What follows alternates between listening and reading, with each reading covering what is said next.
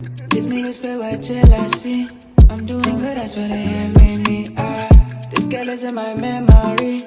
Oh, for I get your felony. Hey, what is up, you guys? Sage here. I wanted to preface this. I wanted to really quickly pop in and say, this is my notes. These are my notes, my thoughts on this. This is actually meant to be a private video. It's meant to be something that I can look back on so I can see where my headspace was at, etc. So yeah, it's actually meant to be a resource for me to be able to look back on, get some notes, like what was this law about again? What were they talking about in this phase?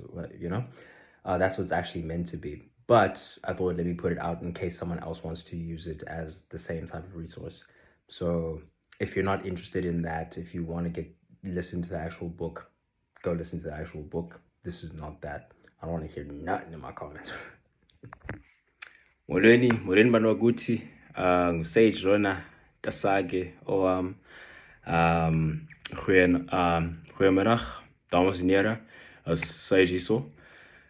What is up, you guys? Sage here, and yeah, today we're gonna delve into my notes on the 48 Laws of Power. But before we pop into that, man, just really quickly, I got the news that I had lost a brother this morning, and out of respect for the families and stuff, and then them breaking the news themselves, I'm gonna omit the name and stuff like that. But I just wanted to really quickly say one thing about him that I think we can all aspire to leave as a legacy is anyone and everyone who I'm talking to about him, or whenever we have conversations about him, what's coming up always and consistently is that he was just a positive dude.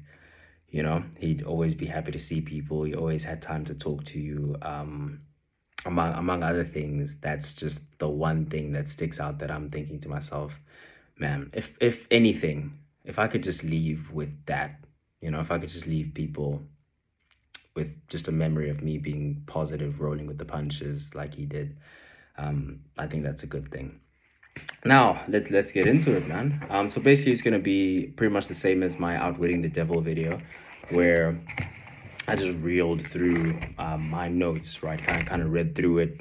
If I think of something, then, if I think of something sticks out to me, then I'm going to mention it. If that's not the case, then I'll say nothing. We move on to the next thing. This is the 48 Laws of Power. Preface. These are not necessarily positive things. These are not necessarily things that you want to be doing to other people. And these are not necessarily things that you want done to you. And that's the main reason why it's good to know them and to learn them, is so that you can protect yourself from them. And some are quite handy when in the pursuit of power. Law 1. Never outshine the master. Instead of insecurity, give him glory. You can inadvertently outshine your master by your talent. Never imagine that because the master loves you, you can do as you please. Flaunting talent can cause you to fall out of favor. Flatter your master by seeming less competent and asking for help. If your brilliance slips out, then attribute it to him on as public a scale as possible. This will lead to power. Never put too much trust in your friends. Learn how to use enemies. At least you know your enemy's intention. People want to feel that they deserve their good fortune. The receipt of a favor can become oppressive, being chosen by association. Now, I want to add that this is a combination of key things that stood out to me and my own notes as well. Friendship and love blind every man to their interest. Keep friends for friendship and work with skilled people. Better the devil you know than the devil you don't. Better the enemy you know than the friend whose true intentions you don't really know. And if you can take an enemy and convert them into someone that you work with, that is a best case. Or even if you don't convert them to someone you work with, if you can squash the beef, it's a much better situation to be in than to be looking over your shoulder. Law 3. Conceal your intentions. Cover in smoke until it's too late to stop you. Part 1. If you suspect they're onto you, decoy objects of desire should be used. So if I am coming in for one thing and they see that I'm going for that one thing, to make it seem very strongly like I'm going for something else, then they'll feel that, oh, I thought he was going for this one thing, but he's actually going for that. Let me go protect that instead. And so you'll be able to gain what it is that you want. Parade false intentions over closing up. So you could cover that you want the first thing, or you could parade that you want that second thing. And parading works better than covering up, because you covering up, as soon as I find something, then I'll know that that's the thing. While if you're busy flaunting this, then my focus is going to be on that, especially if I really don't want you to have that second thing either. False sincerity plus virtue signal honesty. When you are parading, you have to seem sincere, and you have to virtue signal that you're being honest. So you have to choose a certain tone. You have to sliver some truth in there and some confessions of insecurity, and that will lead them to believe that you're being honest, so that they believe that false parade. Part 2. Use smoke screens. The best deceivers use a bland face. The simplest smoke screen is an unreadable face, a poker face. This can be used, for example, an example of this being used can be in a game of chess.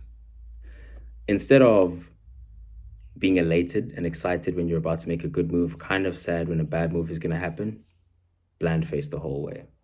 Because they'll be more concerned with trying to deduce what it is that you're hiding behind that face than they will be with the game, or they'll at least have divided attention. Versus if they know that your face is always going to tell, then they can just focus on the game.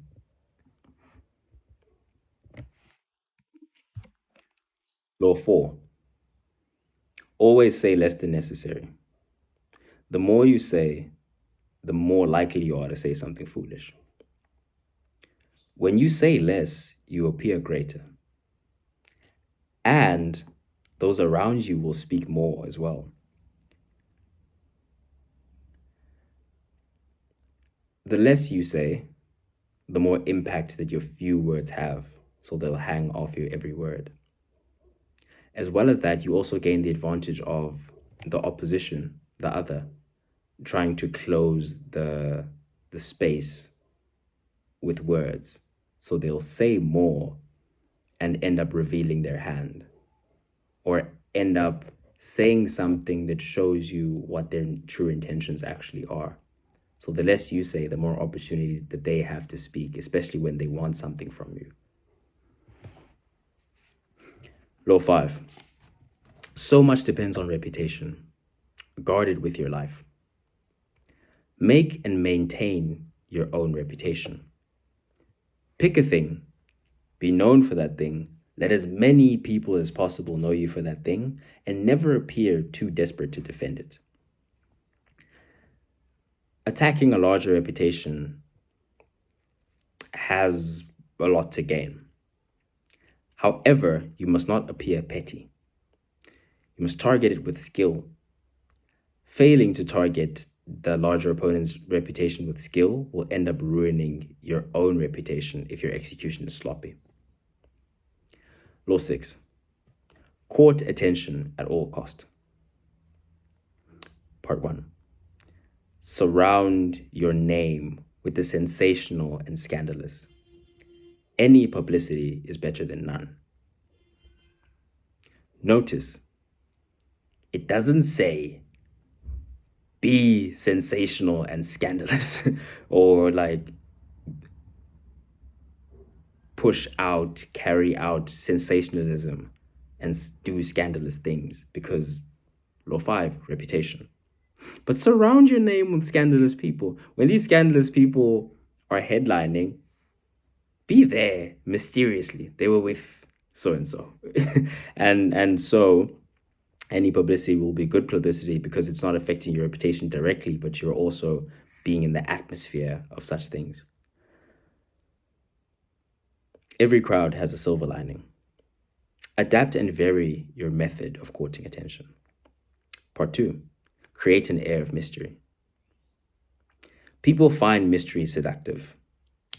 Acting in mysterious ways can give you an allure, an aura that can be powerful. Mystery is not just silence, but from time to time behaving in a way that people wouldn't typically predict that you would. Law 7. Get others to do the work for you, but always take the credit. Now, you remember what we were saying about these things not always being good things. Bear with me. Tesla was a craftsman in science, but received no credit. Edison was a businessman, and he used other people's brilliance to enrich himself. Law 8. Make other people come to you. The aggressor is rarely in full control. Aggressive is rarely effective. Control your own emotion. Induce anger in the enemy. Law 9. Win through your actions, never through argument. Demonstrate. Do not explicate. Judge your moves by their long-term effect on people. The truth is generally seen, rarely heard. Law 10. Avoid the unlucky and unhappy. Flee from self-acclaimed victims. Do not save them. They don't want to be saved. Run. I won't tell you what I put in brackets there. Tiamangazan. Law 11. Law 11. Learn to keep people dependent on you. The ultimate power is to make people give you control willingly. To be the man behind the throne who controls the king. This does not lead to love, but perhaps disdain and fear. Fear is better than love. You can control fear. Love, you can never control. Law 12. Use selective honesty and generosity to disarm your victim. Do not shy away from practicing this law on the Al Capones of the world. Briefly, Al Capone was a man, gangster, mob boss. He distrusted everyone around him. A con man comes, and the con is, he says, give me 50,000 and I will double it in a week. Blase, blase, blase. Man receives the 50,000 and people know if he disappears with that 50,000, he's going to disappear for good because Al Capone's going to kill him. Man takes it, puts it in a vault, makes no attempt to double it at all, takes it back, gives it back to Al Capone. Al Capone looks at it, he says, you brought it back. He said, bro, I thought you were either going to double it or disappear it. If you disappeared it, then you'd be dead. so I gave it to you, but you gave it back. And then he gives the con man like 15,000 or something like that. So man ends up making money for doing absolutely nothing except for giving the man what he wanted to see, giving him what he wanted to receive, because he knows that that man distrusts everyone. So to give that man a smudge of honesty makes him feel like the world is not such a bad place. So don't shy away from practicing this law on the Al Capones of the world, using selective honesty and generosity. Law 13. When asking for help, appeal to people's self-interest, never the mercy of their gratitude. Self-interest is a lever that will move people. I think that's pretty self-explanatory.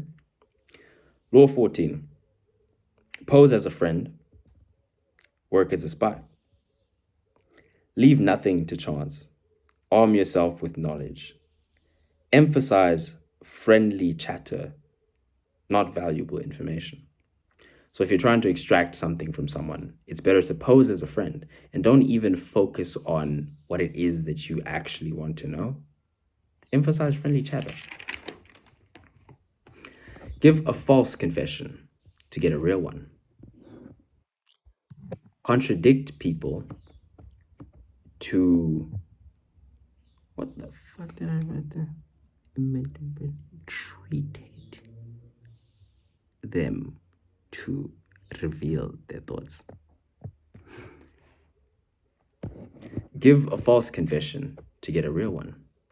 Contradict people to get them to reveal their true thoughts. Law 15.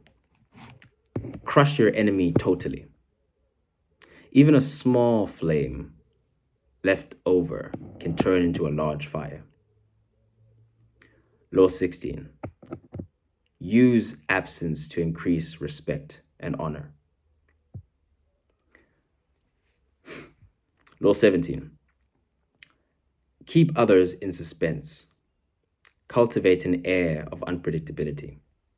When people can't figure out what you're doing, they're kept in a state of terror.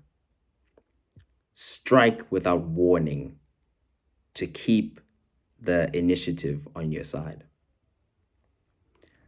Law 18.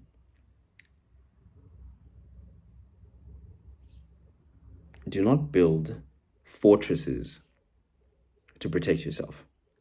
Isolation is dangerous. Fortresses cut you off from information and help. You become an easy target. Don't build a fortress around yourself to protect yourself. It's not protection, it's isolation. People know where you are. They can deprive you of resources, deprive you of information, feed you false information because they know what sources you're going to be getting the information from. You're disconnected from the outside world. You're disconnected from people. You're disconnected from power. So when you do attain power, do not build a fortress around yourself. It's dangerous. Law 19. Know who you're dealing with. Do not offend the wrong person.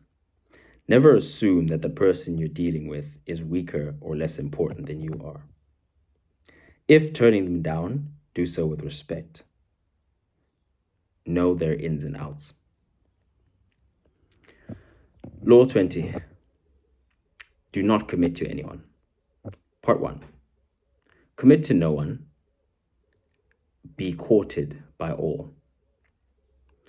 Stimulate their hopes, but stay back. Do not involve yourself in others' fights. Stay neutral. Master your emotions. Do not take sides. Grow stronger through every war you avoid. Friendly surface, but focused on your own matters. Law 21. Play a sucker to catch a sucker. Seem dumber than your mark. When you're trying to take something from someone, seem so incompetent that they would not even fathom that you're trying to trick them. Law 22. Use the surrender tactic. Transform weakness to power. Measure your power over time.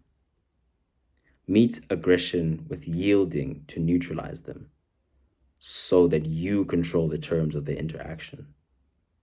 You only appear to surrender. Play dead. Play possum. It's a power tactic. When someone is coming at you, they're more powerful. You don't have the resources to take them on right now. Say nothing. Stay in the cut. Stay on the ropes. Dodge, dodge, dodge. Let them punch themselves out. Then you swing. Law 23. Concentrate your forces. Intensity beats extensity.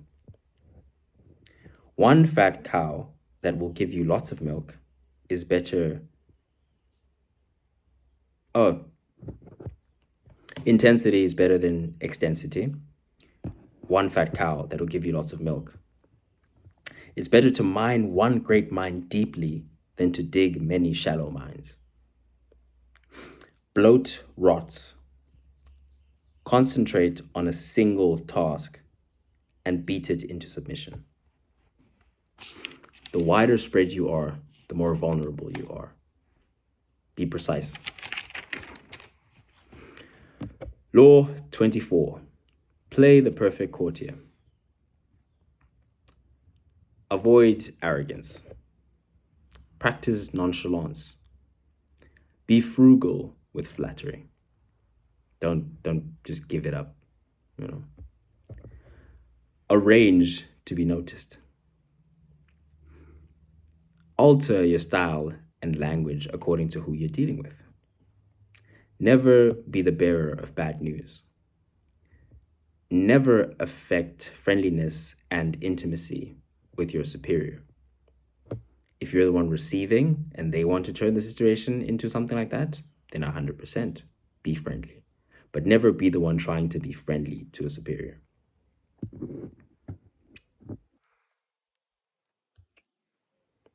Never criticize those above directly. Be frugal in asking those above you for favors. Never joke about appearance or taste. Don't be a court cynic. Don't be the negative person in the group.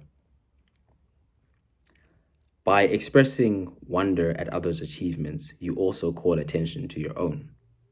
So by clapping for other people, people take notice, stop for a second and say, but this is a good dude. Versus when you try and call attention to your own things in the wake of someone else's, that's something that people don't like to be around.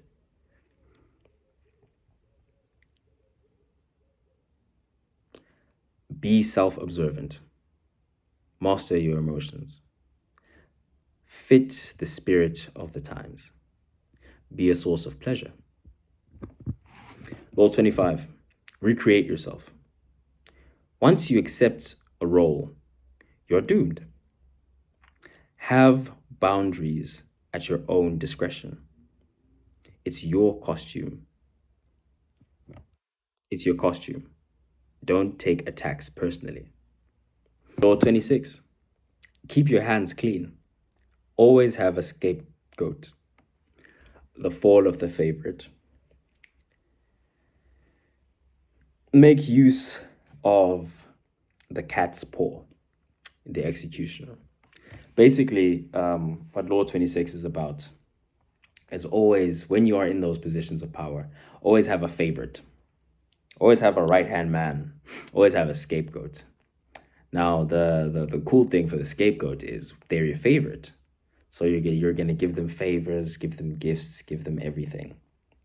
Then when the time comes, perhaps the nation is mad at an action that you've taken, and they're going to come for the king. Instead of them coming for the king, we're going to pin it on the favorite. Favorite get executed. When the favorite gets executed, people will think, no, he must have been responsible for that because he was the favorite. And why would they kill the favorite if he didn't actually do it? Law 27. Play on people's need to believe, to create a cult-like following. How to create a cult. Step 1, keep it vague, keep it simple. Big vision, but vague steps. Step 2, emphasis on the visual and the central. Step 3, borrow the forms of organized religion in terms of setting up your tier list. Step 4, disguise your source of income. So this would be if you are doing paid memberships, instead of making it seem that you're getting the money and the fortune from the paid memberships, you make it seem like you're getting the money from the belief or from whatever source that you want it to be coming from. Step 5, set up an us versus them dynamic. Law 28. Enter action with boldness. Your doubt will affect your execution. Boldness is powerful. Sage note, refer to poem I Asked Life for a Penny. When reading this, it made me think of a poem that I'd read, which was basically, I asked life for a penny. And the person discovered that in asking life for a penny, life gave them the penny. And the closing statements of that poem are, I asked life for a penny just to learn dismayed that whatever I'd asked of life, life would have willingly paid. So that's the boldness factor of it, is if you're bold and you demand big things, you ask for big things, you move as if the big things are going to happen, they do. This comes on later in the book. I don't know if I'm going to touch on it again. But Christopher Columbus, when Christopher Columbus asked for the money to sail across never mind discovering the West, but he wanted to go on he wanted a shorter route to China, I think is what he said he was going to do at first. And in doing so, he goes to the queen or the king at that time. Now, he courted his way to power, married into this family, and then, pivoted into that, got himself into those circles. He acted very boldly, puffed his chest up, and moved like they move. So he looked like he belonged. So people assumed that he did belong. And then he asked for great fees and prices. Like in terms of, he said, yo, I'm going to go across. He made great claims. I'm going to go across and I'm going to discover the shortest route to the West or the East or whatever the case was at that time. He said, I'm going to get the shortest route to this place and I'm going to do it in record time. All I need from you is this funding. Oh, he said, this funding, I need the boats, I need the men, and I need 10% of all if I get to undiscovered land, I need 10% of all the transactions that go on between this nation and the nation that I find for the rest of time. He said that. Mind you, this man didn't know how to sail a boat.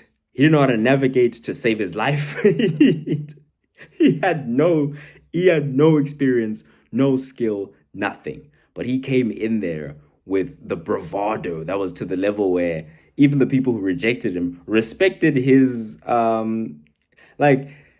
think he approached the French king first, or whatever king it was. And the king didn't turn him down, laugh him out of the room, anything like that. He actually took his claim seriously. And Columbus looked at this and he was like, man, this man's actually genuinely considering doing it. Isn't that crazy? So then he just went around doing it to every queen, every king, and the people who rejected him kindly. Eventually a queen ended up agreeing to it, except for that last part, because he didn't read the fine print. She said, nah, none of that 10% stuff. But if that had happened, then Columbus and his descendants would be the richest people on earth. But he got the boats, he got the men, he used that money. He got copious amounts of money, obviously. He got ships, he got men, he got paid everything. Then he used that money to get the best navigator around and so he actually gathered all those people and used their skills for his gain. And he didn't even have to do anything really. So there's definitely a lesson to be learned there about having bravado. And that was Law 28. Law 29, plan all the way to the end. The end is everything. Your vision must be crystal clear. Ward away vultures. Don't get distracted by the woman in the red dress. When you are on your way to power, plan all the way to the end. This told the story about a man who saw something that he wanted. He went there, got the ships, conquered the island. He sees another island across. He says, I want that island too. He calls back to the king. And the king says, awesome, we're going to send you ships, but we're also going to send you another commander. You men are going to split the profits 50-50. Man's like, wow, that's long, but let's go with the flow. Instead of thinking, how can I put myself in a position where I'm in control of his men and then take him out? Maybe I could establish this island's economy first. Then when I am dictator of here. By the way, this person went from literally no one to being governor of the island because he took it in the name of the king. Right? He said, King, listen, if you send me people, I have this vision. I'm gonna take this island in your name. All you have to do is make me governor. King's like, I can spare the men. Go. Man goes, boom, realized his dream. Now he's this guy. But he got distracted by the women in the red dress. He looked across the pond and said, He heard from the indigenous people that island has riches. He said, King, my king, I need some soldiers, bro. I need some goons. I took this island for you. I'll take this one across as well. Make me governor of both. You know what I'm saying? King's like, all right, man, I'm gonna send you soldiers, and I'm gonna send you a commander as well. But you guys are gonna split the profits 50-50, bro. And you guys are gonna be like co-command of the whole thing. Now the guy they're sending is like, nah, I don't want to do that. And obviously he's like, but I discovered all of this stuff. Like, well, what's this? Anyway, long story short, his head ends up on a stick, the person who discovered the island, and the commander comes through, takes over the island. Initial person we started with doesn't get remembered in history, is a throwaway. And that's because he didn't ward away the vultures. Because on your way to the top, there are people who are going to want credit for what you do. And he also got distracted by the women in the red dress. He got distracted by what else he could achieve when he was already there, and he hadn't locked down what he had already to start again and plan again. He was just going with the flow. Got him dappied, got him killed. Law 30. Make your accomplishments seem effortless. A magician never reveals his secrets. Work hard. Make the spectacular look easy. Mystery is equal to power. Law 31. Control the options. Get others to play the cards you deal. Withdrawal and disappearance are classic ways of controlling the options. If you can get the bird to walk into the cage on its own, it will sing much more prettily.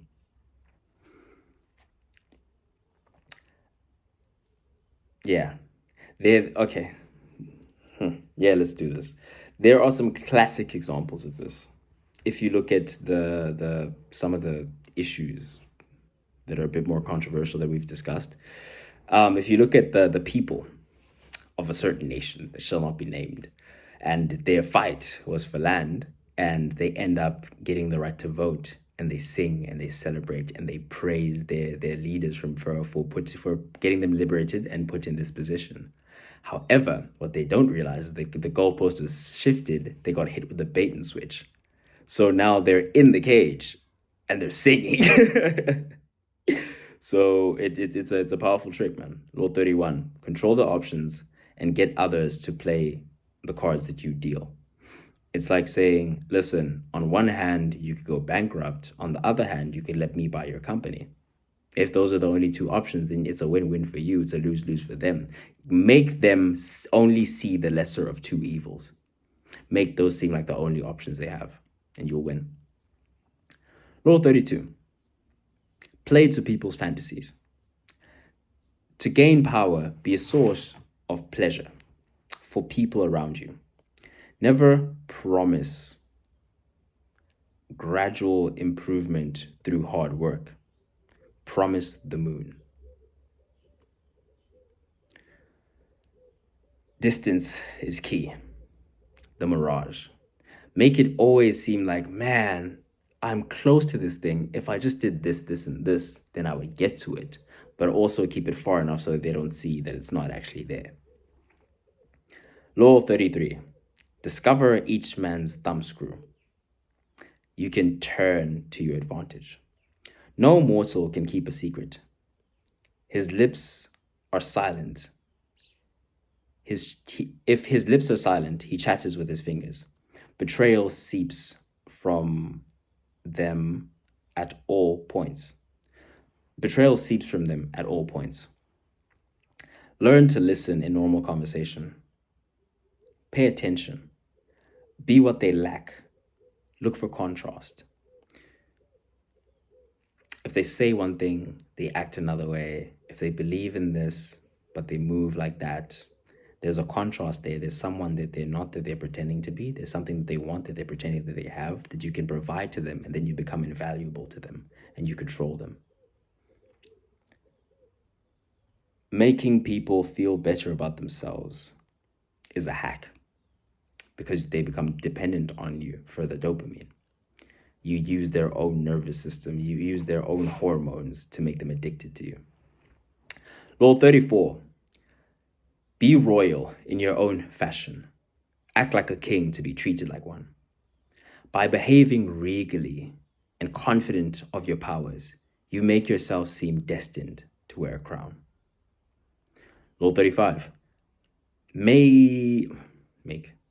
Law 35. Master the art of timing. Composure, lads. Respect me. Stay in the cut. If you know that greatness is certain, when the spirit of the times reveals itself, then you pounce. Recognize the spirit of the times. Prevailing wins doesn't mean ride with them. So recognize what the people are saying, what the people are into, and be a part of that. Let those winds carry you, right? But prevailing winds doesn't always mean riding them. So in your riding them, first stop for a second, see what they're about, see if you can get behind this, and see if it's something that you think is a good long-term fight.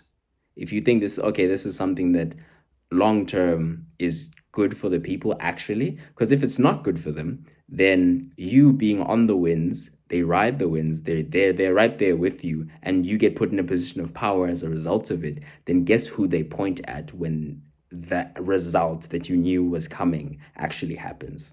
They're going to look at you. Patience. When you're at a disadvantage, time is your ally. Long time is when you're on the back foot, relax. Force time. Use bait to make your opposition act. Upset their timing. You make them wait. You make them hurry up. You must control their time. That's when you're using the force time aspect of this. And end time is when it's end game. When the cobra's hood is out, it's coming at you, you got to knock it on the head as quickly as possible. When striking, act quickly. So it's a slow build, quick finish. Law 36. Disdain things you cannot have. Ignoring them is the best revenge. You give things power by acknowledging them. By ignoring people, you cancel them out. Law 37. Create compelling spectacles. Tie symbols and visuals with significance that apply to your situation to make yourself appear as tied to greatness. To make yourself appear godly even, a figure of destiny, right? So say you use symbolism, you attach yourself to,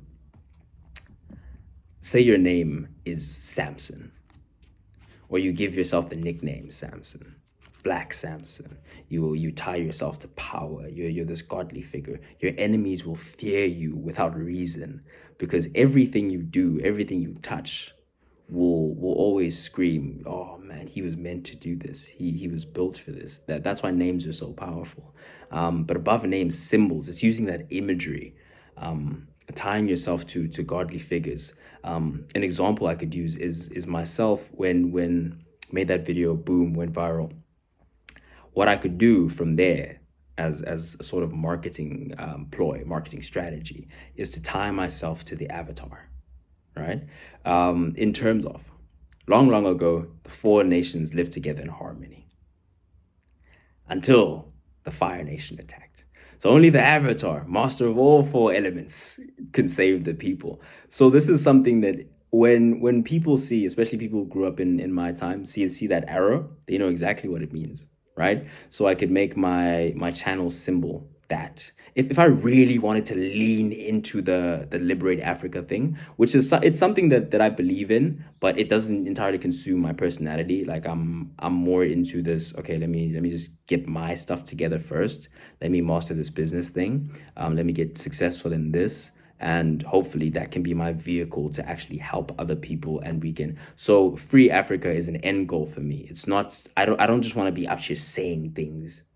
But if I wanted to be out here saying things to make money from it, to form a cult, That would be the angle, is you use that symbolism. So I am the avatar, I'm the liberator. There's only one person who can stand between the people and complete annihilation, right? That kind of ties into the situation that I'd be putting myself in. I'd be making myself that person. I'd be making myself the avatar. So it's do that. And my enemies will fear me because my people will believe in me. Right? That's power. That's power. I'm just saying. Words over images. Or sorry, images over words. A lion image needs no explanation, right? You give yourself an aura with that symbol and power. Law 38. Think as you like, but behave like others. Wise and clever to learn to nod to the conventional without behaving in it, so that they can be left to think as they please, so that you can be left to think as you please and build communities. Once you establish power and influence, and then you can try to convince a wider audience. But for now, blend in public, do as you please in private, until you gain power. Be all things to all people. Law 39, learn to stir up waters to catch a fish. Anger and emotions are a no. But if you can make your opposition angry while staying calm yourself, you gain the advantage. Angry people usually end up looking ridiculous. Look at emotional explosion as a disguised power move and a sign of a loss of power. So if someone explodes at you angrily, look at it as, oh, you're going raw because I've touched something. I've touched a nerve. You're unsettled and you're trying to strike fear into me. So this is a power move, a power tactic that you're doing. But what it really means is you don't feel powerful right now. Keep your head while others lose theirs. Nearing the end, law 40. Despise the free lunch. Free comes with an unstated burden, obligations, IOUs, psychological price. What is valuable is worth paying for. Generosity is a sign and magnet for power. Strategic generosity, giving when you're about to take. Spend freely to swindle. Now we can look at this as a great example just popped in. You remember the story of the Tinder swindler? You remember that motherfucker? The Tinder swindler is a person who came through and decided, do you know what? I am going to make a certain amount of money from all these women. How do you do it? No, I'm a prince. I'm far away from this land. I'm doing this and that. And then I'm sure he spent his own money too on that first woman. Spends this money, and he's like, oh, babe, I'm trapped. My enemies are trying to find me. Send money. In that initial stage, when you are trying to seduce the target, when you're trying to seduce the mark, you must spend freely because you know that it will pay and it will pay greatly in return. And because of that initial frivolousness, that initial because of how freely you initially gave, they'll assume that, okay, it was coming from a place where there's a lot. And therefore, they will be willing to give what little they have because they're thinking that when you're up, they'll be up. Basically, this is how that law goes. People to watch out for, types of personalities in this. Is the greedy fish. Greedy fish are strictly see people as in the way on their journey to attain power. There's the bargain demon. Avoid them. They might rub off. The bargain demon's always going to look at it like, man, I could have gotten that and it would have been less than this, and it would have, because they're stingy with the resources, and that might rub off on you because you might come in with a situation where you're saying, man, I just got this amazing resource, and they're saying, man, I got that resource or a similar resource for way less. I got it for free. I got it here. I got it. Avoid those people because you'll be stuck in your mind looking for bargains as well instead of actually doing what you're supposed to be doing with the resources. There's the sadists. These are abusive, not seductive, right? A sadist is someone who think that their power is reason, or their affluence their financial means are reason to be abusive. So if they pay you, they will abuse you, basically, because they feel that they have the right to treat you any which way. That's not cute, not seductive. The indiscriminate giver. Now, when I read this one, I put my hands up. I said, "Raw," because that's me at times. The indiscriminate giver has no strategy in giving. They just give, bro. Just have a big heart.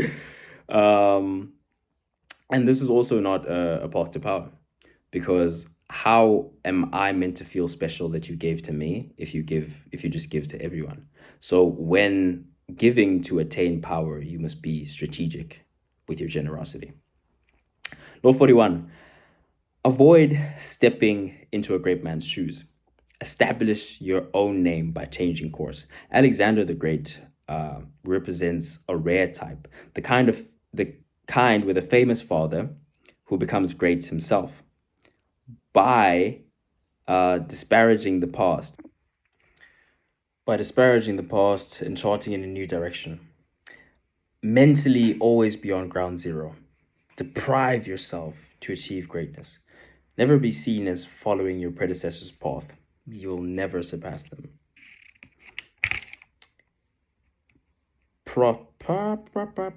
Prosperity. Prosperity tends to make us lazy. Fight this. So always be on ground zero mentally. Meaning after each win and deprive yourself of feeling like you did it. Because if you did it, then there's nothing left to do. Always feel like there's something more to do. So that's what they mean by prosperity has a tendency to lead to comfort, and that leads to defeat. Law 42. Strike the shepherd and the sheep will scatter. Law 42. Strike the shepherd and the sheep will scatter. Recognize troublemakers by their pride or complaining. Don't be violent or indirect. Just get rid of them. Understand who controls the group by exposing them, because they prefer to be in the shadows, and to expose them is to take away their power. So to expose that, this guy's manipulating you, right? Who? Him. That guy. Who? So-and-so. It's like, think about it. Power gone. Law 43. Work on the hearts and minds of others. Antoinette caused the French Revolution by neglecting this. The higher your station, the greater you need to atone and attend to the hearts of the people below you. Making people want you to be in power. Listen more when they speak, acknowledge, soften people up and break them down. Appeal to popular emotions. Learn to play the numbers game. Indeed, endear yourself to the highest and lowest all. So everyone must want you to be up, basically, is what that's saying. Work the numbers game. Make as many people feel you as possible, right? The rock tactic. I can say the Dwayne Johnson effect, right? Cool with the higher ups, cool with the most common man, just a generally well-liked human being, generally, right? Law 44, disarm and infiltrate with the mirror effect. The mirror effect, number one, neutralizes. Number two, it makes them narcissists by reflecting their feelings, right? You prey on the fact that all of us are a little bit narcissistic, and that will disarm them. And the moral effect is to give them a taste of their own medicine. So if someone's acting in a way that you don't want them to be acting, mirror that, and don't say it to them. Like we said earlier, action over words. Don't say it to them. Show them by literally doing the same thing. They're treating them how they're treating you, and hopefully this will discourage that behavior. And the illusion effect. Mimic the real world in order to deceive. Mirror people's belief so that you can tell them what they want to hear while pushing your own agenda. Use carefully, because when caught, people who are initially mirrored, seeing you mirror another, will feel like they were used, and they'll become resentful. Law 45, Preach the need for change, but never reform too much at once. Respect the past while slowly ushering in the future. The man who initiates the reform often becomes the scapegoat if there's a backlash. Sweeten the poison.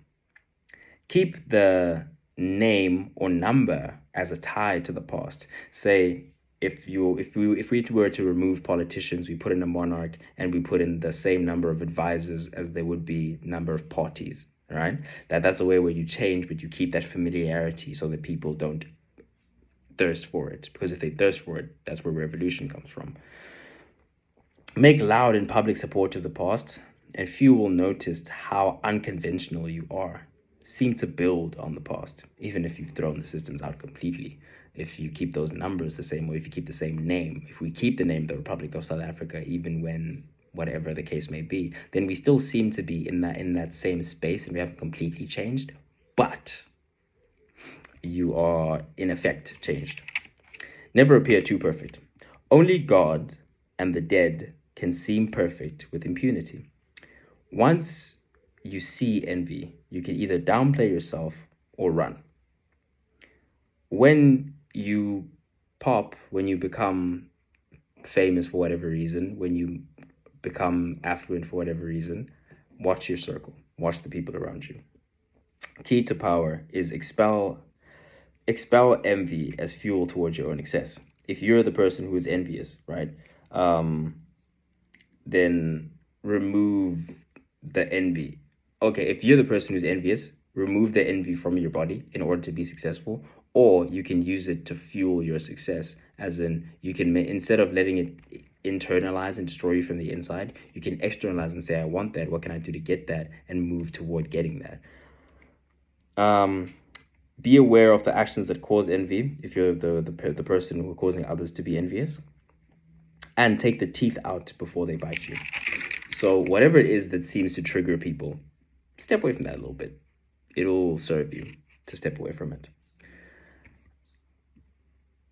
Humility and openness about how lucky you are is a tactic. Alternating your former peers will only serve to shrink your support. Alienating your former peers will only serve to shrink your support base. And isolation is not a gift, like we talked about before. So if you make them feel like they're different from you are, then they will behave like they're different from you are. And you are one, they are many. That won't be good for you. Power needs a wide and solid support base. Disguise your power as if it were a burden and a sacrifice. So you turn envy to pity. Because how can you envy a man who has taken such a heavy load for the public interest?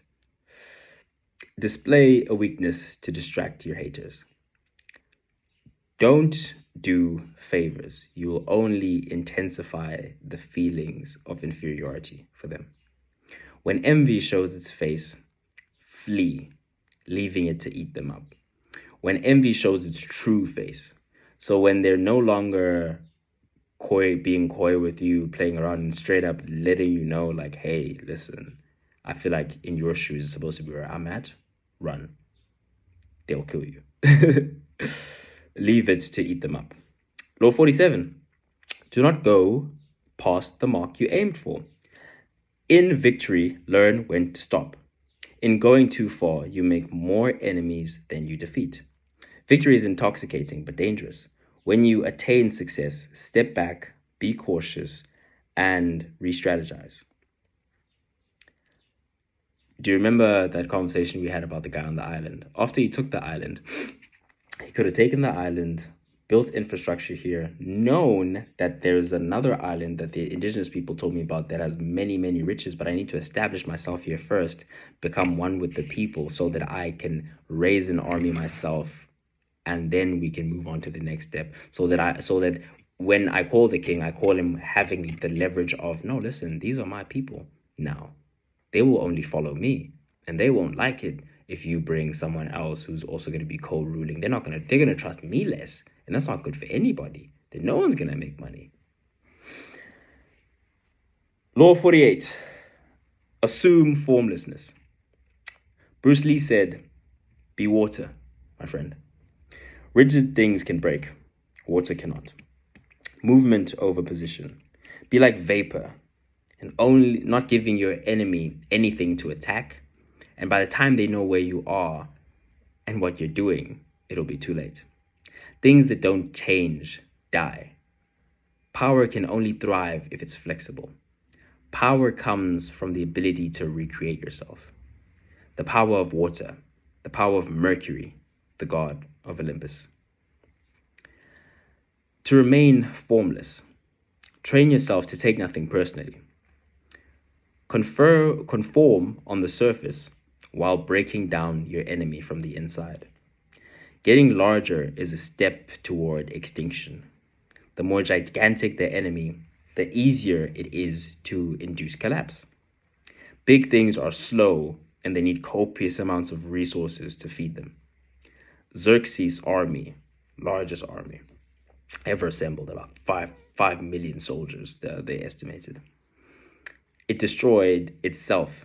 It was destroyed by its own size. Because the army was so large, when the weather came, the ships couldn't go to harbor. There was no harbor large enough to house them.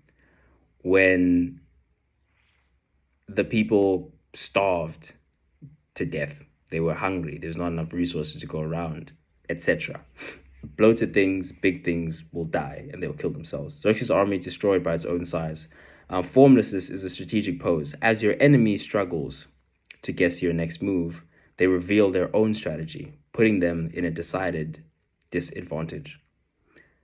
And it make your enemy never act but react.